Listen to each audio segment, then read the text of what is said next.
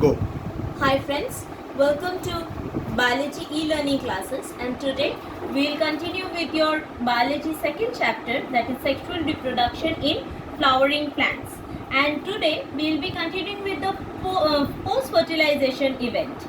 Okay, now in my previous video we have already completed two of the post-fertilization event, that is formation of the endosperm and formation of the embryo, differently in monocot as well as dicot. Today we will be focusing in the seed formation as well as the fruit formation. First we will be coming to the seed formation. Here what is a seed? A seed is a fertilized ovule which is the final product of sexual reproduction. Usually it consists of mainly three parts: the seed coat, which might be one or two in number, and it has an opening which is called the micropyle. The micropyle is the entry helps in the entry of oxygen and water during germination. It consists of the outer integument which is called the testa, and which finally forms the seed coat, and the inner integument which is called the tegmen. There might be cotyledons which might be one or two in number, and it is rich in reserve food material. There is an embryonal axis present in the seed. Now, when the seed has no residual endosperm, when the endosperm is fully absorbed, it is called a non-albuminous or non-endospermic seed, like in pea, beans, groundnut, etc. While if the seed has residual endosperm in it, that means the endosperm is not being fully absorbed, that forms the albuminous or the endospermic seed, like in wheat, maize, etc. This is the basic structure of a non-endospermic and endospermic seed. This is the basic difference. Now, sometimes in the seed, the nucellus may persist, and this persistence of the nucellus is called the perisperm. It happens in black pepper and beet. With maturity, the water content of seed decreases and finally enters a state of inactivity and is called the dormancy. What are the basic advantages of seed?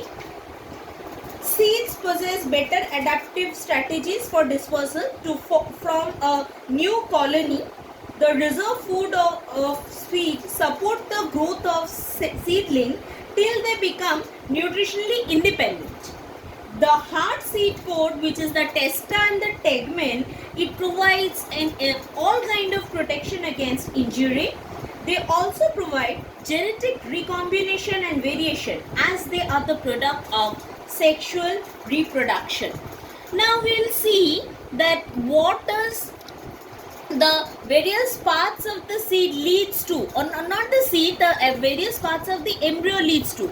The integuments becomes the seed coat, the micropyle becomes the seed pore, which is the entry point of oxygen and water during germination. The ovules becomes the seed, the ovary becomes the fruit, and the wall of the ovary becomes the pericarp.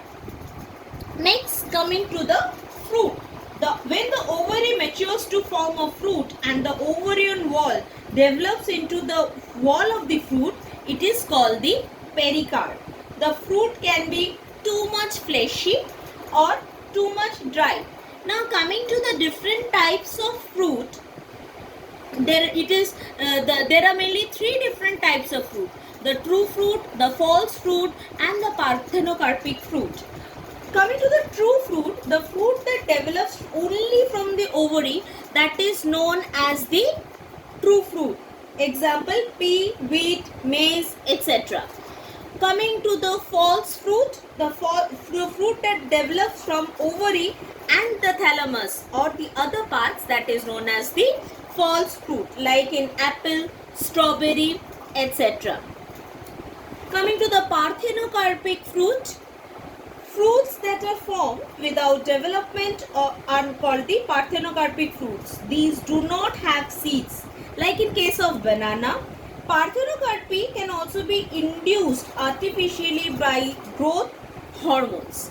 Okay, like especially auxins. This gives seedless grapes. Now we'll come to few special mechanisms of reproduction. The first special mechanism is the apomixis. The phenomenon of it is a phenomenon of asexual reproduction. That means no sexual reproduction takes place. It is a phenomenon of asexual reproduction that imitates sexual reproduction by formation of seed without fertilization. It might also be called as agamospermy. There are various ways of forming the apomictic seeds. First, a diploid egg is formed without reduction division, which develops into embryo without fertilization. Next is some cells of the nucellus which are diploid in nature start dividing and without fertilization develop into the embryo. It mostly takes place in citrus fruits as well as in mango. Next, coming to next type of special type of reproduction is the polyembryony. The occurrence of more than one embryo in a seed is usually called the polyembryony. There are various ways of forming the polyembryony.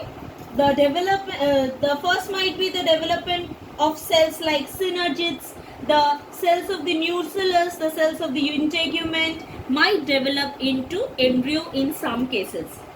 Next, many embryos can be formed from more than one embryo sac in an ovule, and formation of more than one egg in an embryo sac can also lead to polyembryony. Now, here we come to the end of the chapter.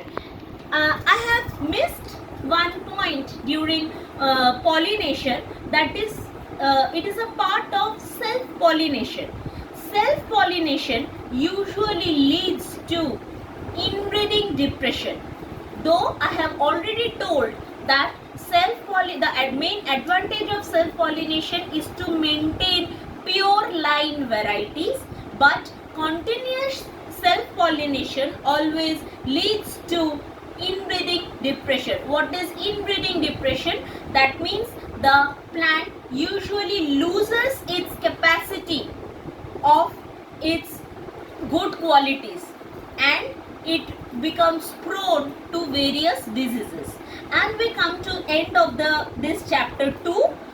If you have any doubt, feel free to ask in the comment section. Thank you.